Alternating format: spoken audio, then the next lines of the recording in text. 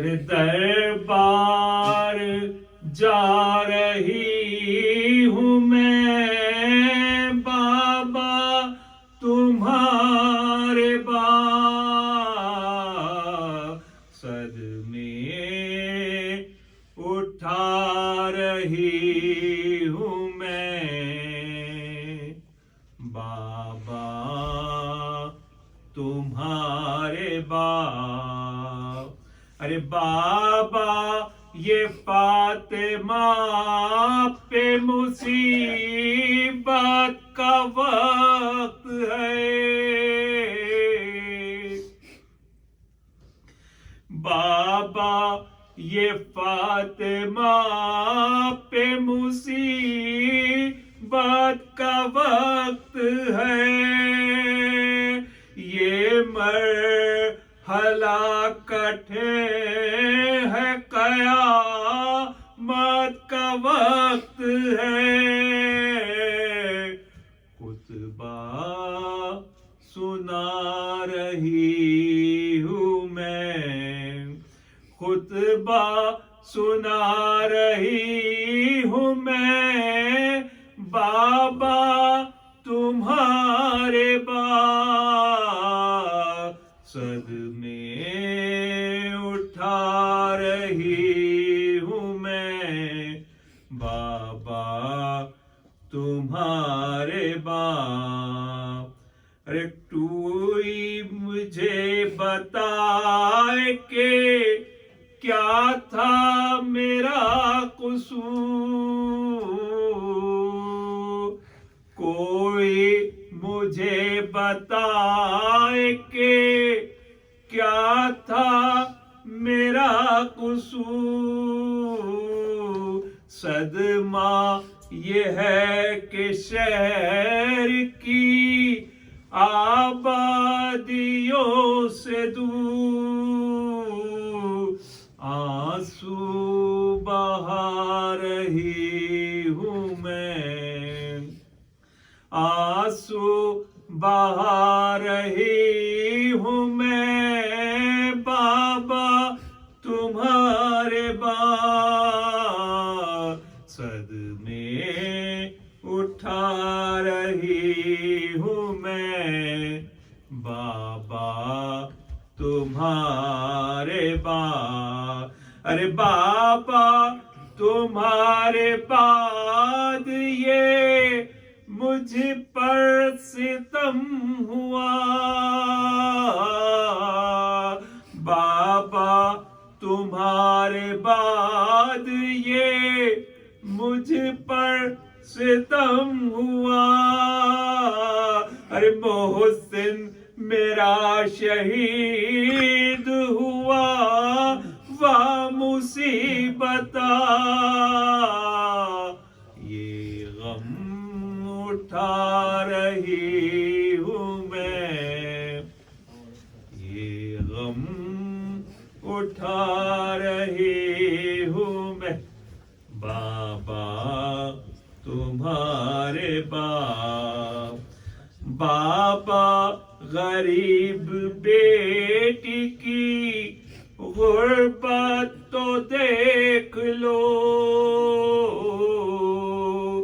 بابا غریب بیٹی کی غربت تو دیکھ لو امت نے حق نہیں دیا بنت رسول کو یہ اجر پا رہی ہوں میں یہ اجر پا رہی ہوں میں بابا تمہارے صدمے اٹھا رہی ہوں میں بابا تمہارے اور امت کے ہر نقاب کو رخ سے ہٹا کے دربار میں لعین کے خطبہ سنا کے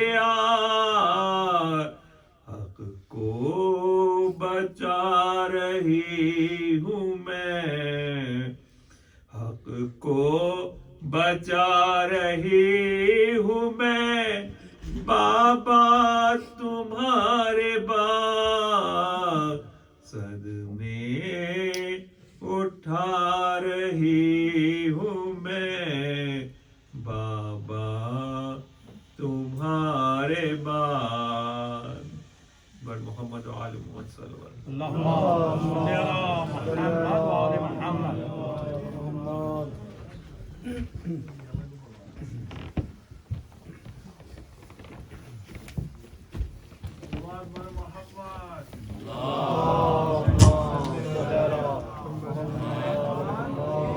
محمد. بار دیگر نعرہ صلی اللہ.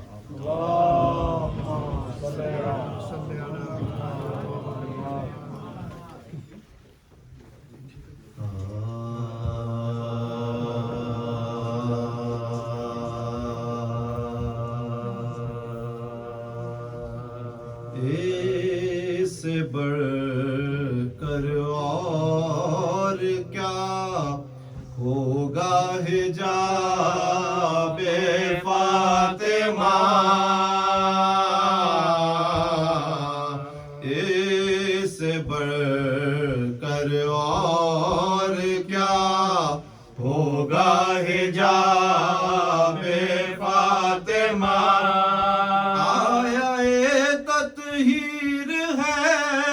عدنان نقاب فاطمہ آیا تطہیر ہے عدنان نقاب فاطمہ اس بڑھ کر اور کیا ہوگا حجاب فاطمہ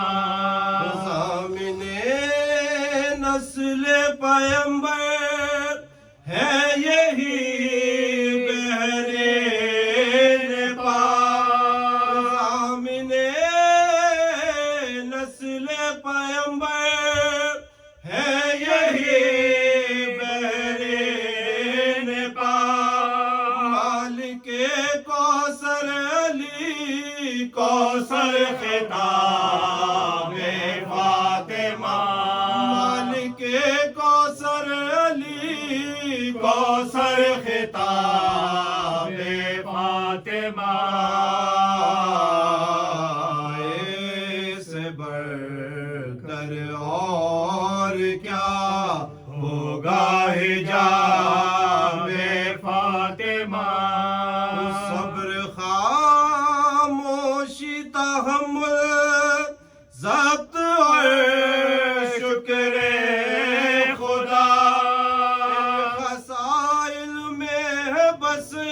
زینب جواب فاطمہ سے بڑھ کر اور کیا ہوگا حجاب فاطمہ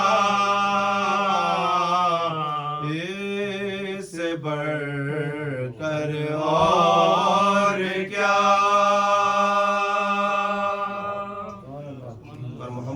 محمد صلی اللہ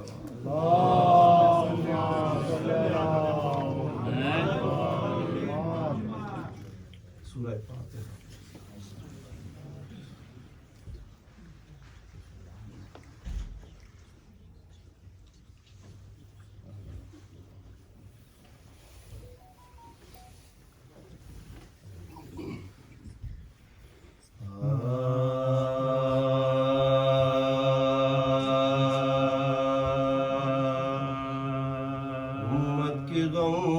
گسار زمین پر تڑپتی ہے امت کی غم گسار زمین پر تڑپتی ہے احمد کی سوگوار زمین پر تڑپتی ہے قلب داغدار زمین پر تڑپتی ہے زہرا جگر فگار زمین پر تڑپتی ہے زہرا جگر فگار زمین پر تڑپتی ہے کر کر کے آہا وہ خاموش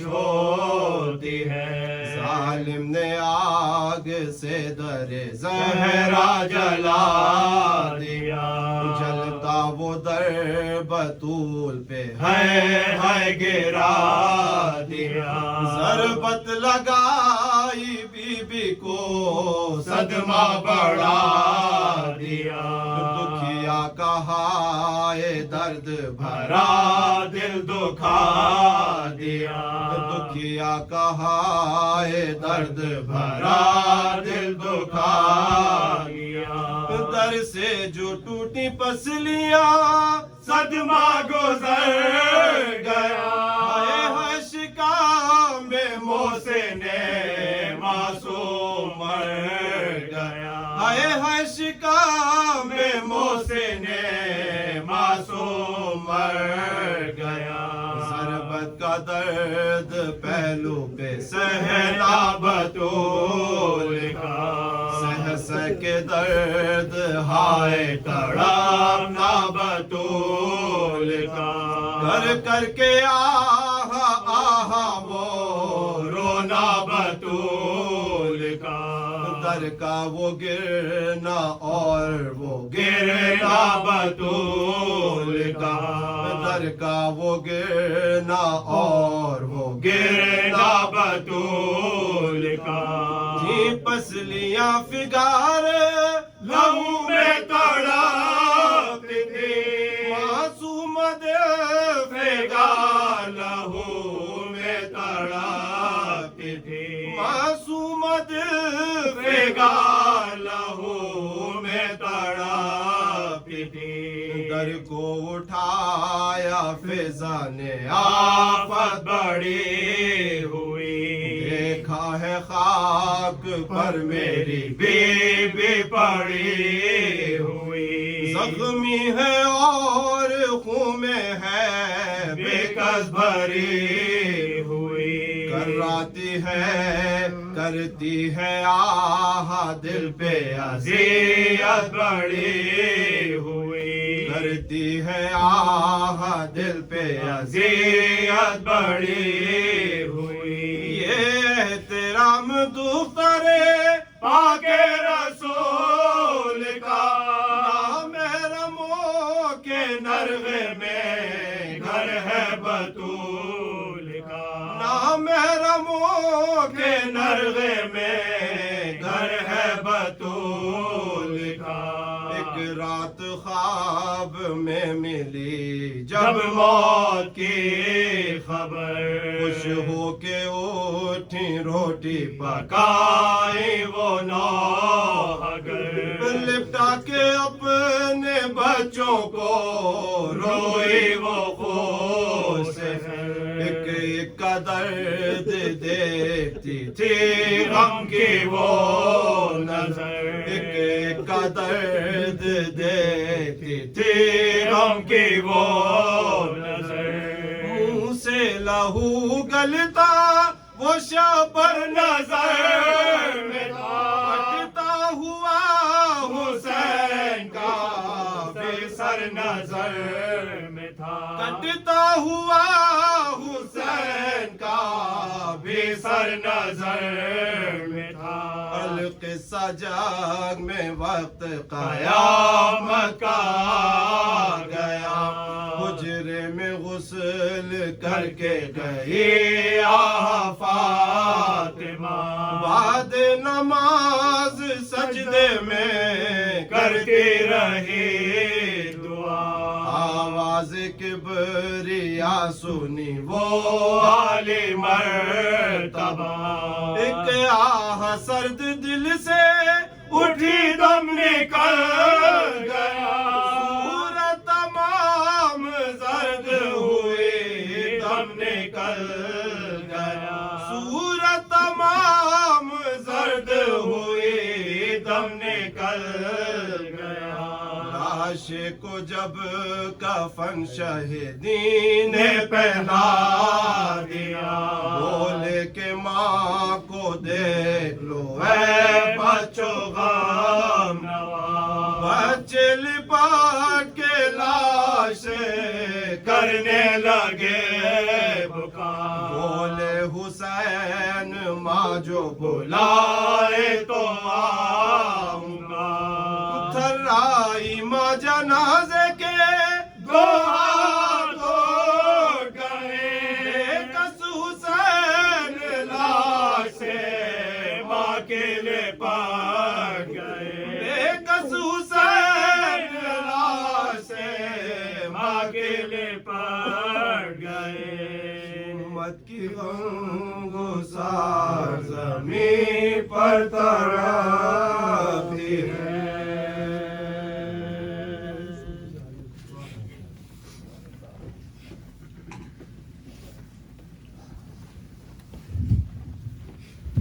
محمد وآل محمد صلوات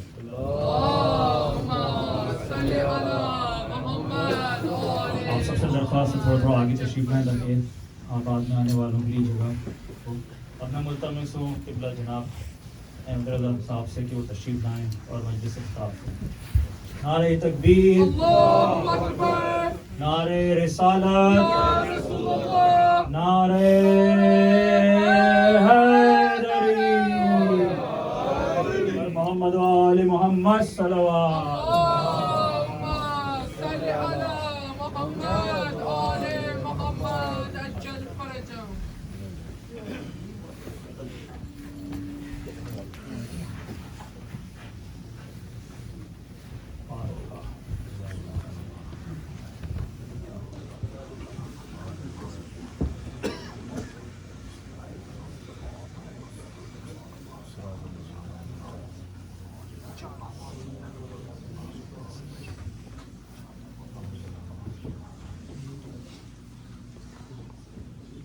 لا حول ولا قوة إلا بالله العلي العظيم حسبنا الله ونعم الوكيل ونعم المولى ونعم النصير أعوذ بالله من الشيطان اللعين الرجيم بسم الله الرحمن الرحيم الحمد لله الذي هدانا لهذا وما كنا لنهتدي لولا أن هدانا الله لقد جاءت رسل ربنا بالحق والصلاة والسلام والتحية والإكرام على نبيه المصطفى ورسوله المصطفى الخاتم لما سبق والفاتح لما الغلق المعلن الحق بالحق الدافع جيشات الأباطيل والدامغ سولات الأغاليل حبيبنا أبي القاسم محمد اللهم صل على محمد وآل محمد عائلته الطاهرة وذريته النجباء السعداء الذين أذهب الله عنهم الرجس وطهرهم تطهيرا اللهم صل على محمد وآل محمد الدائمة الباقية على أعدائهم وقتلتهم وغاصب حقوقهم ومنكر فضائلهم الشاكين فيهم والمنحرفين عنهم أجمعين أما بعد فقد قال الله في القرآن الحكيم بسم الله الرحمن الرحيم من عمل صالحا من ذكر أو أنثى وهو مؤمن فلنحيينه حياة طيبة ولنجزينهم أجرهم بأحسن ما كانوا يعملون صدق الله اللهم صل على محمد وآل محمد عجل فرجهم عزیزان گرامی قدر سورہ نحل جو قرآن کریم کا 16واں سورہ ہے اور اس سورہ مبارکہ کی آیت نمبر 97 ہے، اس کو مسلسل آپ کی خدمت میں ہدیہ سماعت کر رہا ہوں۔ ارشاد جناب اہلیت ہو رہا ہے کہ جو بھی نیک عمل کرے، مرد ہو یا عورت ہو، وہ مومن ہے اور ہم اسے پاکیزہ زندگی عطا کریں گے اور اس کے عمل کی بہترین جزا دیں گے۔ مسلسل اس آیہ کریمہ کے ذیل میں آپ کی خدمت میں گزارشات پیش کرتا رہا، تنگی وقت کی بنیاد کی بنا پر زیادہ تفصیلات آپ کی خدمت میں گزارش نہیں کر سکا۔ بس اتنا مختصراً سمجھ لیں کہ پروردگار عالم نے 2 ذمہ داریاں ہماری بتائی ہیں اور 2 وعدے اس نے کیے ہیں۔ ہماری ذمہ داری یہ ہے کہ ہم ایمان لے آئیں اور عمل صالح کریں، اور اس کا وعدہ یہ ہے کہ ہم پاکیزہ زندگی بھی عطا کریں گے اور تمہارے عمل کی بہترین جزا بھی دیں گے۔ پروردگار 2 باتیں کیوں کر رہا ہے؟ یعنی پاکیزہ زندگی عطا کرے گا، یا یہ ہے کہ عمل کی بہترین جزا دے گا، لیکن یہ خود ایک مسلسل فکر ہے کہ جس کو بتایا جا رہا ہے کہ جنت میں جانا یہ کمال نہیں ہے، بلکہ جنت میں جا کر بلند مقام حاصل کرنا یہ کمال ہے۔ جنت میں جانا ایمان کی علامت ہے، اور نیک عمل پر جزا ملنا یہ بلند مقام کی علامت ہے۔ اسی لیے ان دونوں چیزوں کو ساتھ میں رکھا ہے۔ لہذا جو بھی نیک عمل کرے اس کی تخصیص نہیں رکھی گئی ہے۔ نیک عمل کرنے والا مرد ہے، نیک عمل کرنے والی عورت ہے۔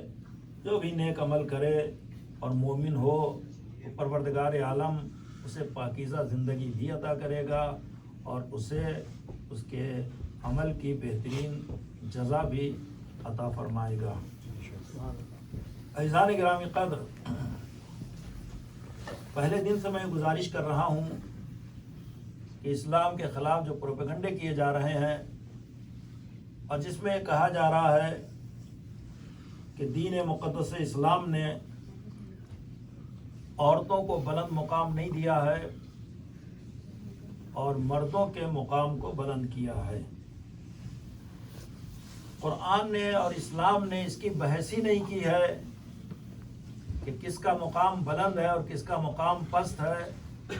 قرآن نے فقط ایک معیار بیان کیا ہے کہ جو بھی نیک عمل کرے گا، جو بھی مومن ہوگا، اللہ کے نزدیک اس کا مقام بلند ہوگا۔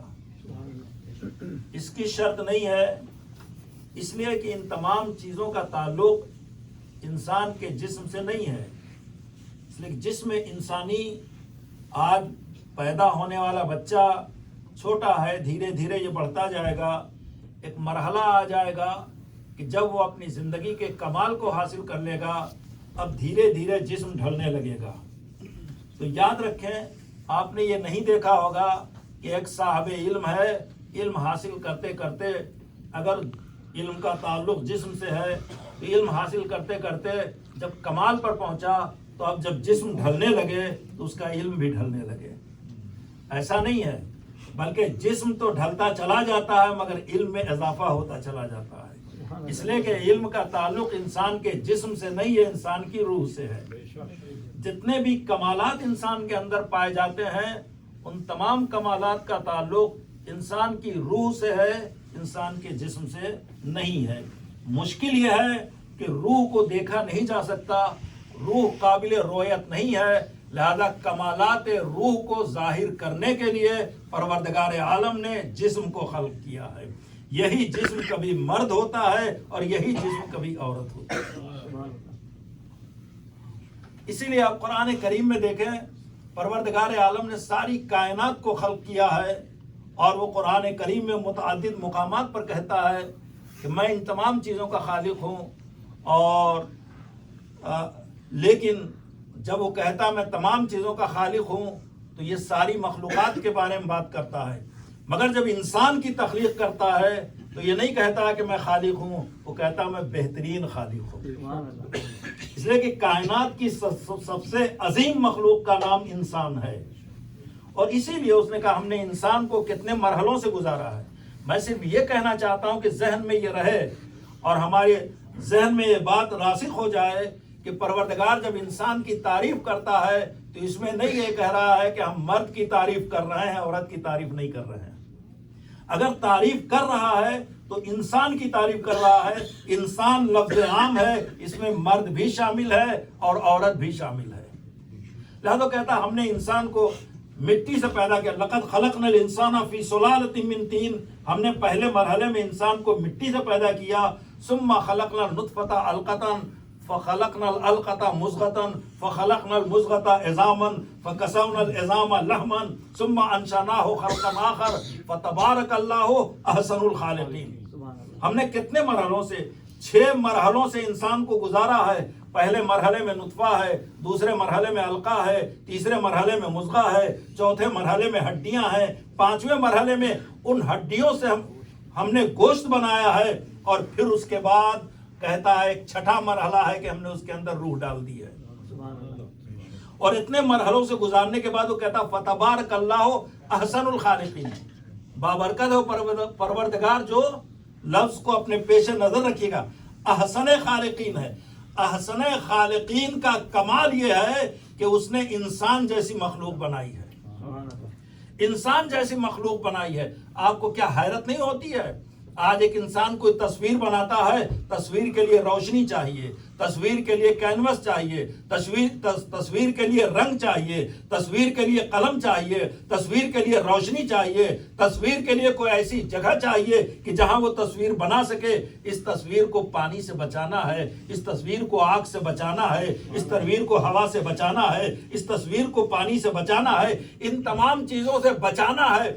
یہ انسان کی مجبوری ہے. مگر پروردگار کہتا صورکم فی الارحام کیف یشاء، میں نے جیسا چاہا ہے رحم مادر میں تصویر بنا دیا ہے. یہ تصویر روشنی میں نہیں بنایا ہے، تاریکی میں بنایا ہے. یہ روشنی، یہ تصویر کسی خشکی میں نہیں بنایا ہے بلکہ پانی کے درمیان بنایا ہے. آپ پہچانے کو پروردگار کیسا ہے. اور اس نے انسان جب کہا ہے تو اس میں عورت بھی شامل ہے اور اس میں مرد بھی شامل ہے. اور یہ گفتگو یہاں پر ختم نہیں ہوئی. ایک لفظ اس نے اپنے لیے استعمال کیا کہ وہ احسن خالقین ہے، اور وہی لفظ اس نے انسان کے لیے خلق کیا کہ یہ احسن تقویم ہے. یعنی انسان سے بہتر کوئی مخلوق نہیں ہے اور اس سے بہتر کوئی خالق نہیں ہے. ایسا عظیم خالق ہے، اس نے ایسا انسان بنایا، اور بنایا تو کس طریقے سے بنایا.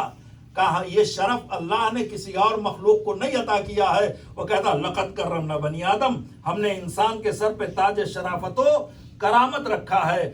اور پھر وہ گفتگو کو آگے بڑھا دیتا ہے اور کہتا ہے صرف ہم نے تاج شرافت و کرامت ہی نہیں رکھا ہے بلکہ ہم نے وَحَمَلْنَاهُ فِي الْبَرِّ وَالْبَحْرِ، ہم نے اس کو بر و بحر کا اختیار بھی عطا کیا ہے.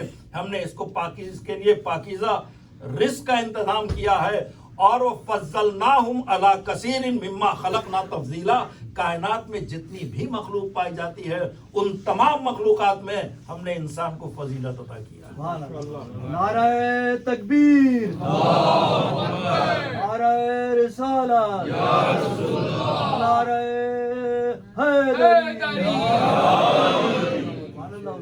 سنیں گے عزیزو، ماشاءاللہ آپ سب جوان و نوجوان زیادہ تر یہاں تشریف فرما ہے، ان کے ذہن کھلے ہوئے ہیں. میں جو میسج آج کی مجلس میں آپ کی خدمت میں پیش کرنا چاہتا ہوں، یہ مقدمہ اور یہ تمہید آپ کے سامنے آ جائے تو بات واضح ہو جائے گی کہ اللہ نے انسان کو بہترین مخلوق بنایا ہے، بہترین مخلوق بنایا ہے. تو اب جو بہترین مخلوق ہے اسے بہترین رہنا چاہیے. جو بہترین مخلوق ہے اس کے ساتھ پر جو تاج شرافت و کرامت رکھا ہے یہ باقی رہنا چاہیے. مگر وہ پروردگار کہ جس نے بہترین مخلوق بنایا ہے وہی پروردگار یہ بھی کہہ رہا ہے کہ والعصر ان الانسان لفی خسر. اب یہ انسان گھاٹے میں کہاں آ گیا؟ جس انسان کو اتنا اچھا بنایا ہے، جس انسان کو اتنا عمدہ بنایا ہے، وہ انسان خسارے میں کہاں آ گیا؟ وہ گھاٹے میں کہاں آ گیا؟ اچھا، اس سے بھی زیادہ سخت لہجہ استعمال کیا ہے قدرت نے. ارشاد فرماتا ہے کہ لقد ذرأنا لجہنم کثیرا من الجن والانس، جنات و انسان کی ایک بڑی تعداد ہے جس کو ہم جہنم میں جھونک دیں گے. معبود جس کو تو نے تمام مخلوقات میں فضیلت عطا کیا ہے اسے جہنم کے حوالے کیوں کرے گا؟ ایک ہی وجہ ہے، اس لیے کہ انسان گھاٹے میں ہے.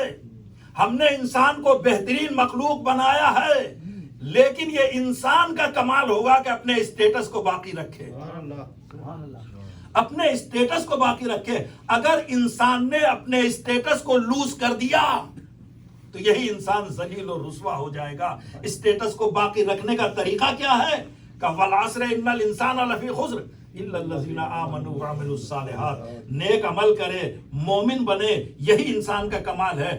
بس یہ کمال انسان اپنے اندر حاصل کر لے گا تو یاد رکھیں یہاں پر بات عورت اور مرد کی نہیں کی جا رہی ہے، بلکہ یہاں بات رنگ و نسل کی نہیں کی جا رہی ہے، بلکہ یہاں بات قبیلے اور عشائر کی نہیں کی جا رہی ہے، بلکہ یہ بتایا جا رہا ہے کہ یہ کمال جو بھی حاصل کر لے، اگر فارس کا رہنے والا ہوگا تو منا اہل البیت بن جائے گا،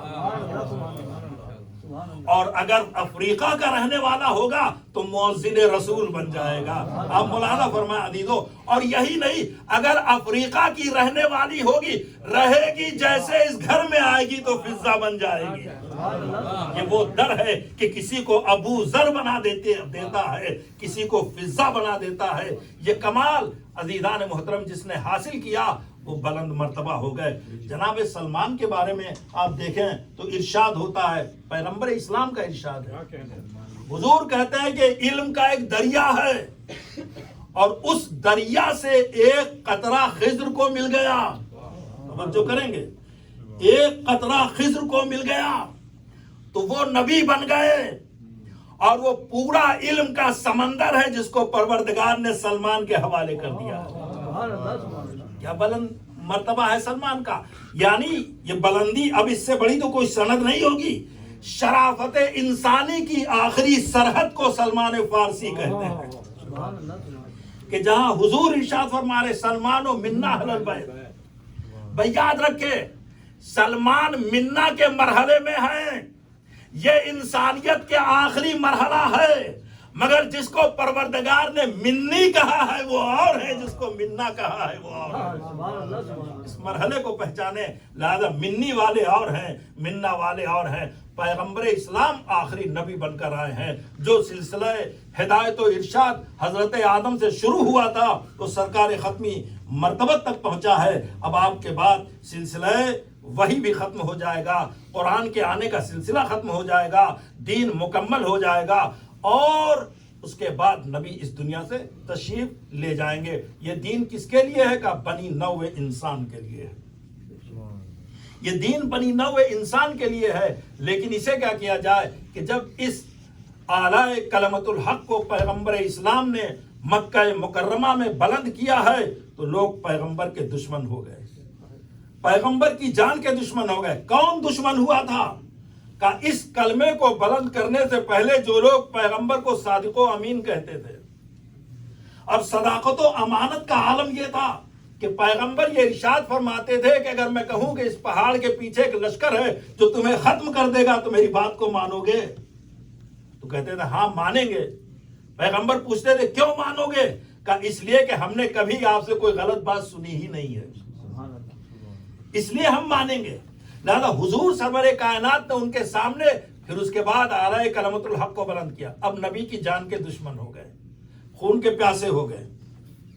اب کیا ہے؟ اب نبی کے راہوں میں کانٹے بچھ رہے ہیں، نبی عبادت کر رہے ہیں، ان کے اوپر گندگیاں لا کے ڈال دی جا رہی ہیں۔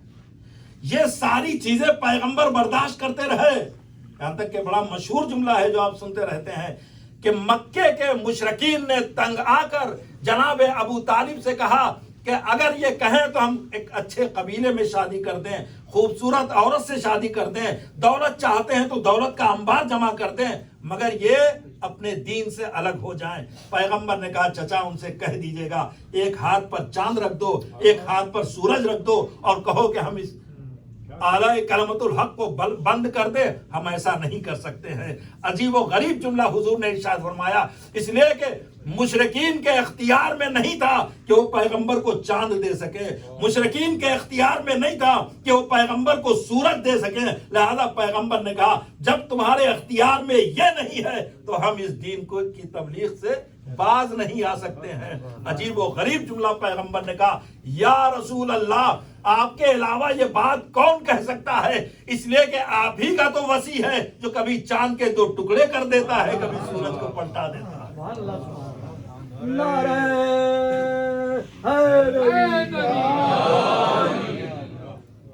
لہذا ملاحظہ فرمایا عزیزو، پیغمبر اس دین کو لے کر آئے، اب سب پیغمبر کی جان کے دشمن، یہاں تک کہ پیغمبر اعلان رسالت سے پہلے جو 2 بیٹے پیغمبر کے ہاں پیدا ہوئے تھے، ان دونوں کا انتقال ہو گیا۔ اب پیغمبر کے پاس کوئی اولاد نہیں ہے، لہذا مشرکین مکہ نے پیغمبر کو ابتر کا طعنہ دیا۔ مشرکین مکہ نے کہا کہ ان کے کوئی اولاد نہیں ہے اور یہ لاوارث ہے۔ سوال یہ پیدا ہوتا ہے کہ دین کا اس سے کیا تعلق؟ کیا دین وراثت کے ذریعے سے چلے گا، یا دین میں جو صاحب صلاحیت ہیں وہ دین کو چلائیں گے؟ اگر مکے کے مشرکین نے طعنہ دیا تھا تو یہ طعنہ کب دیا تھا؟ جب پیغمبر نے اعلان کر دیا، اور اعلان رسالت کے 5 سال کے بعد جناب سیدہ پیدا ہوئی۔ اس 5 سال کے درمیان بہرحال بہت سے ایسے تھے جنہوں نے کلمہ پڑھا، پیغمبر کے دین کو اختیار کیا۔ جب مشرکین نے ابتر کا طعنہ دیا تو کوئی صحابی کھڑا ہو کے کہہ دیتا کہ اگر ان کے ہاں کوئی نہیں ہے، بیٹا بچا نہیں ہے، تو ہم دین کو آگے بڑھائیں گے، ہم دین کی ذمہ داری کو قبول کرتے ہیں۔ کسی نے نہیں کیا، یعنی مشرکین بھی اس نکتے کو جانتے تھے کہ اگر پیغمبر کے پاس وارث نہ ہوگا تو پیغمبر کا دین ختم ہو جائے گا۔ یعنی دین پیغمبر اگر آگے بڑھے گا تو وارثوں کے ذریعے سے بڑھے گا، صحابیوں کے ذریعے سے نہیں بڑھے گا۔ توجہ کریں، اس نکتے کو وہ پہچانتے تھے۔ لاولد نہیں کہا اس لیے کہ بچے تو ہوئے تھے، لاوارث کہا تھا۔ اب تاریخ یہاں پر کہتی ہے کہ مشرکین مکہ، مشرک مکہ نہیں کہا، مشرکین مکہ جمع کا صیغہ استعمال کیا، لفظ استعمال کی ہے۔ تو مشرکین عربی میں کم سے کم 3 کو کہتے ہیں، آپ کی انگلش میں 2 کو کہتے ہیں، لیکن عربی میں 1 کو واحد کہتے ہیں، 2 کو تثنیہ کہتے ہیں، اور کم سے کم 3 ہے تو جمع کہتے ہیں۔ مشرکین مکہ نے پیغمبر کو ابتر کا طعنہ دیا۔ تاریخ کہتی ہے اس مشرکین میں ایک لفظ ہے، ایک نام ہے جو تاریخ لکھتی ہے کہ آس بن وائل تھا کہ جس نے پیغمبر کو طعنہ دیا، مگر 2 نام تاریخ نہیں لکھتی کہ وہ 2 اور کون تھے کہ جس نے پیغمبر کو ابتر کا طعنہ دیا اور کہا کہ یہ لاوارث ہے، یہ دین لاوارث ہے۔ عزیزو، تاریخ تو خاموش رہی، اور تاریخ کا کمال بھی یہ ہے کہ تاریخ نام نہیں بتاتی ہے، کیفیت بیان کرتی ہے۔ لہذا مکے کی زندگی گزر گئی، پتہ نہ چلا، مدینے کی زندگی آئی، یہاں تک کہ پیغمبر دنیا سے رخصت ہو گئے۔ اب اس کے بعد پیغمبر کی بیٹی سے کہا جا رہا ہے نبی نہ وارث بناتا ہے نہ وارث بنتا ہے۔ صلوات پڑھیں پر محمد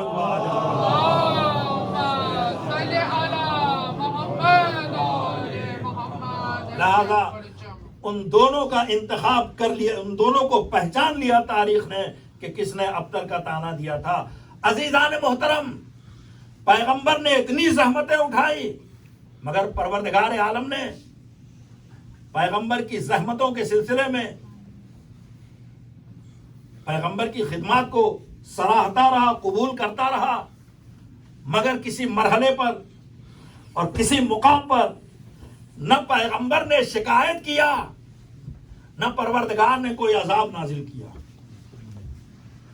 لیکن ایک موقع آتا ہے جب ان مشرکین نے پیغمبر کو ابتر کا طعنہ دیا تو مزاج قدرت بدل گیا، اور اس ابتر کے بدلے میں پروردگار نے پیغمبر کو کوثر عطا کیا۔ نہیں عزیزو، اس کو ذرا اور زیادہ تفصیل کے ساتھ اب سمجھیں۔ پیغمبر کی ذات جس کے بارے میں کل میں نے اشارہ کیا تھا کہ پروردگار ارشاد فرماتا ہے حدیث قدسی میں کہ لولا کا لما خلقت الافلاک، बच्चे भी जरा गौर से सुने और तवज्जो दें इस पर कि परवरदिगार कह रहा कि ए मेरे हबीब, अगर आप ना होते तो मैं कायनात को पैदा न करता, कायनात की तख्लीक न करता, जमीन को कायनात से मुराद क्या है? जो कुछ भी आप सोच सकते हैं, जमीन आसमान सारी चीज, जमीन को पैदा न करता, आसमान को पैदा न करता। अरे आप सुनते रहते हैं हदीस किस्सा में, इन्नी मा खलक़्तु समाअ मबनियतम वला अर्दम मदहियतम वला कमरम मुनीरम वला शमसन मुज़ियतम वला फल्कन यदूरु वला बहरन यजरी वला फुल्कन यसरी इल्ला फी महब्बति हाउलाइल खमसति लज़ीना हुम तहतल किसा। तो यहाँ तो 5 का तस्करा है, वहां पर नूर वाहिद का तस्करा है। जाहिर कि ये 5 भी उसी नूर से हैं, बल्कि 14 के 14 एक ही नूर से हैं। तो यहां पर कहा कि अगर आप न होते तो मैं कायनात की तख्लीक न करता, यानी जमीन को खल्क न करता, आसमान को खल्क न करता, चांद को खल्क न करता, सूरज को खल्क न करता, दुनिया और आखिरत को खल्क न करता, जन्नत और जहन्नम को खल्क न करता, मलाइका और जिनों को खल्क न करता, कुछ भी नहीं खल्क करता। आपको अगर खल्क करना मकसूद न होता तो कायनात की किसी भी चीज को मैं पैदा न करता। तो ये सारी की सारी कायनात में जो चीजें नजर आ रही हैं, ये जो वजूद कायनात नजर आ रहा है, ये पैगंबर के वजूद का सदका है।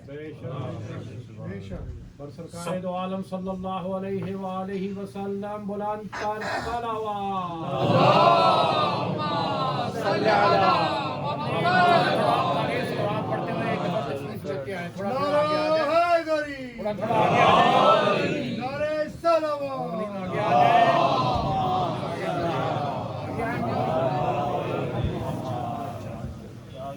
और सैयदा सलामुल्लाह अलैहा बुलंद तर सलावत। अल्लाहुम्मा सल्ली अला मुहम्मद व आले मुहम्मद अज्जल फरजहम। सारी कायनात पैगंबर के वजूद का सदका है। ऐसी कोई चीज नहीं है जो परवरदिगार आलम ने पैगंबर को न दिया हो। ऐसी कोई चीज नहीं है जो न दिया हो। तो अब इस मुकाम फिक्र पर अगर परवरदिगार ये कह देता कि ये मेरे हबीब, मैंने जितना आपको दिया है थोड़ा सा उससे कम मगर आपको दे दूंगा, तो समझ में आता कि इतनी चीज दे दिया, थोड़ी सी और दे देगा। या वो ये कह देता कि जितना दिया है इतना ही और दूंगा, तब भी ये बात समझ में आती। मगर परवरदिगार इस तरीके से नहीं कह रहा, जितना हमने आपको दिया है वो सब कलील है, जितना हमने आपको दिया है वो सब कलील है, और अब जब मैं वजूद फातिमा की शक्ल में जो आपको दे रहा हूं ये कसीर है, ये कसीर। इन्ना आतैना, ए मेरे हबीब, मैंने आपको अता किया है, दिया नहीं। अच्छा, ये भी एक लफ्ज है, इसको भी समझ लें। परवरदिगार कहता अता करना, मैंने आपको अता किया, और वो देने की बात भी करता है। उर्दू की ये कमजोरी है, इसलिए दोनों के माने हम एक ही लेते हैं, मगर अता के मानी अलग हैं, देने के मानी अलग है। अलिफ ते के साथ जो आता है वो देना वाजिब है, न देना हराम है, और जिसको दे दिया जाए उसको हक मिल्कियत हासिल है। अलिफ ते के साथ जो होता है, और ऐन तो के साथ जो दिया जाता है ये तोहफा है, देना वाजिब नहीं है। दे दिया तो एहसान है, और जब दे दिया तो मांग भी सकते हैं। फर्क पहचाने आप? परवरदिगार आलम ने अपने हबीब को दोनों तरह से दिया, ऐन तो के इमले के साथ भी दिया और अलिफ दे के इमले के साथ भी दिया।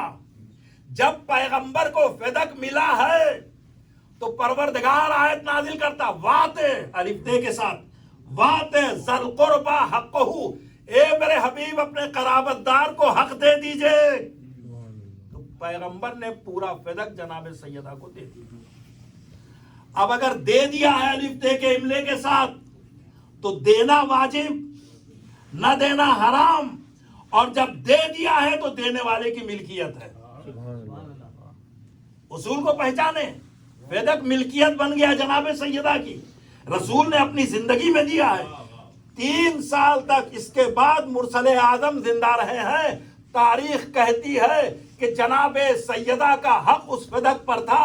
ان کے افراد تھے جو اس فدق کی دیکھ بھال کرتے تھے اور اس کا مال تمام ضرورت مندوں کو جناب سیدہ کی طرف سے تقسیم کیا جاتا تھا. برائے خوشنودی سیدہ کونین بآواز بلند صلوات. صلی علی محمد وآل محمد. لیکن یہاں گفتگو کی جا رہی انا اعطینا, اے میرے حبیب ہم نے آپ کو عطا کیا, تحفہ دیا. تو عزیزو جو ابھی تک تو پروردگار کہہ رہا تھا کہ ہم نے پوری کائنات کو آپ کے لیے خلق کیا ہے, اور اب کہہ رہا ہے کہ ہم نے آپ کو کثیر عطا کیا ہے. تو پوری کائنات کے مقابلے میں اگر عظمت سیدہ دیکھا جائے تو پوری کائنات قلیل ہے, وجود سیدہ کثیر ہے. وجود سیدہ کثیر ہے. اور عزیزو اسی بات کو بتایا جا رہا ہے کہ عظمت فاطمہ کو پہچانو کہ ہے کیا, عظمت فاطمہ کو سمجھو کہ ہے کیا. حضور کی حدیث ہے, کل بھی میں نے 2 حدیثیں آپ کی خدمت میں پیش کیا تھا, بلکہ کل کی گفتگو بھی تفصیلی تھی, آج بھی حدیث پیغمبر ہے. اور حدیث پیغمبر کیا ہے؟ لولا فاطمہ لساخت الارض باہلہا. اگر لولا الحجہ, معذرت چاہتا ہوں, لولا الحجہ لساخت الارض باہلہا, اگر حجت خدا نہ ہو تو زمین اہل زمین کے ساتھ دھس جائے گی. زمین اہل زمین کے ساتھ ختم ہو جائے گی اگر حجت خدا نہ ہو. یہ حدیث پیغمبر ہے. تو اب عزیزوں کوئی دلیل مانگنے کی ضرورت نہیں ہے امام کے بارے میں. ہمارا وجود خود دلیل ہے کہ ایک حجت ہے. ہمارا وجود خود دلیل ہے کہ ایک حجت ہے جو پردہ غیب میں ہے. تو عزیزوں اگر حجت خدا نہ ہو تو وجود کائنات ختم ہو جائے گا, اور اگر فاطمہ نہ ہو تو حجت خدا نہ ہو. تو عظمت سیدہ کس مقام اور کس مرحلے اور کس منزل پر ہے. یعنی اگر آپ دیکھیں, اور یہ واقعہ بھی ہے, یہ سب جمع, ہم سب جمع ہیں, بلکہ اس سے بھی بڑا اجتماع ہو, ساری دنیا کے انسان جہاں جمع ہو اور ہر طرح کے افراد ہوں, چھوٹے بڑے, مالدار غریب, اقتدار والے, سرمایہ دار, بادشاہ, سب کچھ, سب ایک جگہ بیٹھے ہوئے ہوں. ان کی بز میں اگر پیغمبر آ جائیں, کیا سب لوگ بیٹھے رہیں گے؟ کوئی بھی بیٹھا نہیں رہے گا. روایت کہتی ہے کہ سب کے سب کھڑے ہو جائیں گے عظمت پیغمبر کے لیے, اس لیے کہ جو نہیں کھڑا ہوگا اس پر بھی ایسی ہیبت طاری ہو جائے گی کہ وہ پیغمبر کی تعظیم کے لیے کھڑا ہو جائے. اور یہ تو انسانوں کی بات کی جا رہی ہے. حضور جب معراج پر تشریف لے گئے اور آپ نے فلک اول کو طے کیا, فلک دوم کو طے کیا, فلک سوم کو طے کیا, فلک چہارم پہ پہنچے, پروردگار نے حکم دیا میرے نبیوں جمع ہو جاؤ, میرا حبیب آ رہا ہے, بڑھ کر استقبال کرو. سارے نبیوں نے کھڑے ہو کر پیغمبر کا استقبال کیا ہے. اس مقام پر سارے نبیوں نے کھڑے ہو کر پیغمبر کا استقبال کیا. بس یاد رکھیں کہ سارے نبی پیغمبر کا استقبال کریں, ساری کائنات پیغمبر کے لیے کھڑی ہو جائے. اب سوچو اس کا مقام کیا ہے جس کے لیے پیغمبر خود تعظیم کے لیے کھڑے ہو جاتے ہیں. ان بیوی کی عظمت کیا ہے, یہی وہ سبب ہے.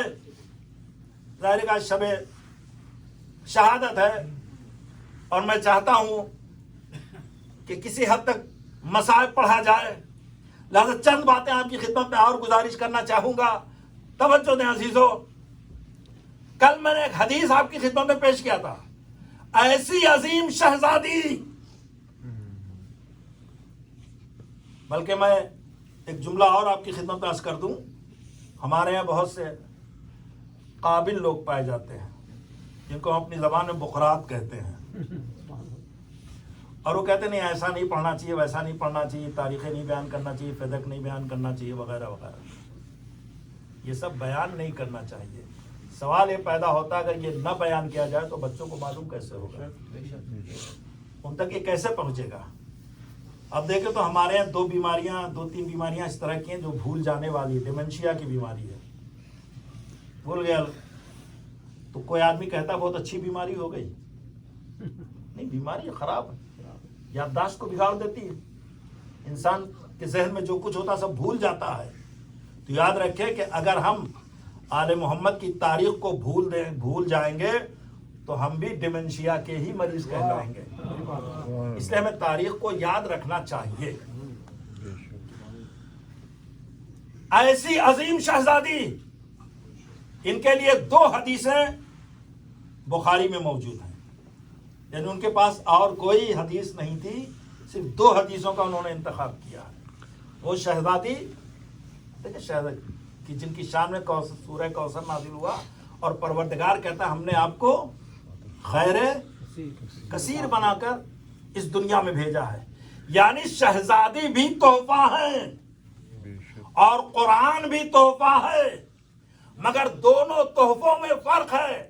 قرآن وہ تحفہ ہے جسے جبرائیل پیغمبر تک لے کے آئے، اور شہزادی وہ تحفہ ہے جنہیں لینے کے لیے پیغمبر وہاں تک گئے. دونوں تحفے ایک جیسے نہیں ہو سکتے ہیں، بلکہ اس سے زیادہ آپ کی خدمت کو پوری شریعت جو پیغمبر تک پہنچی ہے. خدا نے بھیجا، پیغمبر تک آئی، درمیان میں ایک فرشتہ نظر آئے گا. یہ ساری شریعت جبرائیل کے ذریعے سے، اسی فرشتے کے ذریعے سے آئی ہے. عزیزو یاد رکھیں، اس پوری شریعت میں ایک محرم فرشتہ نظر آتا ہے جو وہاں سے لیتا ہے یہاں پہنچاتا ہے. مگر کیا کہنا حجاب سیدہ کا کہ پروردگار نے یہاں جبرائیل کو بھی رابطہ نہیں بنایا. میرے حبیب اور قریب آ جاؤ تاکہ تمہیں تحفہ بشکل فاطمہ عطا کروں. یہ عظمت جناب شہزادی کونین ہے، ایسی عظیم شہزادی، اور ان کے لیے 2 حدیث. لیکن چلیں، ایک حدیث فاطمہ تو بذات منی، فاطمہ میرا ٹکڑا ہے. من آذاہا فقط آذانی، جس نے شہزادی کو اذیت دیا اس نے مجھے اذیت دیا. ومن آذانی فقط آذى اللہ، جس نے مجھے اذیت دیا اس نے خدا کو اذیت دیا.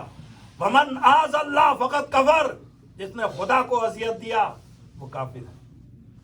یہ مسلسل ہے، یہ کم سے کم انہوں نے بیان کیا ہے. ایک دوسری حدیث بھی ہے، میں نے کل اس حدیث کو بھی آپ کے سامنے پیش کیا تھا، مگر اس کو آج کی مجلس کے لیے اس کی تشریح مؤخر کر دی تھی. کہ حضور ارشاد فرماتے ہیں ان اللہ یغضب بغضب فاطمہ، اللہ ناراض ہو جاتا ہے جب سیدہ ناراض ہوتی ہے، اللہ راضی ہوتا ہے جب سیدہ راضی ہوتی ہیں. جب سیدہ راضی ہو تو خدا راضی، جب سیدہ ناراض ہو تو خدا ناراض. تو خدا کی رضا اور خدا کی ناراضگی سیدہ کی رضا اور سیدہ کی ناراضگی سے متعلق ہے. ہونا کیا چاہیے تھا؟ ہونا یہ چاہیے تھا کہ جب خدا راضی ہوتا ہے تو سیدہ راضی ہو جاتی ہیں، جب خدا ناراض ہوتا ہے تو سیدہ ناراض ہو جاتی ہیں. مگر حدیث یوں نہیں ہے. حدیث کیا ہے؟ ان اللہ یغضب بغضب فاطمہ، اللہ ناراض ہو جاتا ہے جب سیدہ ناراض ہوتی ہے. اس کا مطلب کیا ہوا؟ اس کا مطلب یہ ہے کہ اللہ کو کوئی دیکھ نہیں سکتا، ذات پروردگار قابل رؤیت نہیں ہے. یہ کیسے پتا چلے کہ اللہ کب راضی ہے کب ناراض ہے؟ لہذا اگر اللہ کی ناراضگی دیکھنا ہے تو سیدہ کو دیکھو، اللہ کا راضی ہونا دیکھنا ہے تو سیدہ کو دیکھو. اب کسی کے بارے میں رضی اللہ نہ کہنا، تمہاری دعاؤں سے اللہ راضی نہیں ہوگا۔ یہ دیکھو سیدہ راضی ہے کہ نہیں راضی ہے؟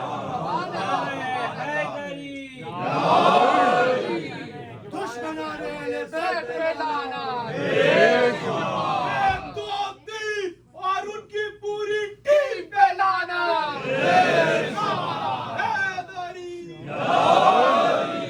خوشنودی ہے سیدہ کونین بآواز بلند صلوات۔ صل على محمد وآل محمد عجل فرجهم۔ لہذا عزیزو، یہ ہے جناب سیدہ کی عظمت۔ بلکہ ایک رخ اور ہے جو آپ کے سامنے رکھنا چاہتا ہوں، توجہ کریں گے عزیزو۔ ہم نماز پڑھتے ہیں، آج یہی تو کہا ہے، نماز کس کے لیے پڑھتے ہیں؟ اللہ کے لیے۔ نماز کس کے لیے پڑھی جاتی ہے؟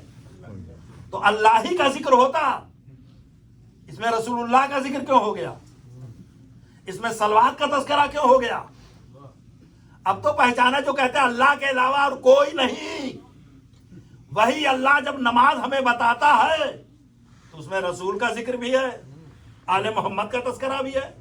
اب آپ رسول کا ذکر نہ کریے، تشہد نہ پڑھیے، نماز صحیح ہوگی؟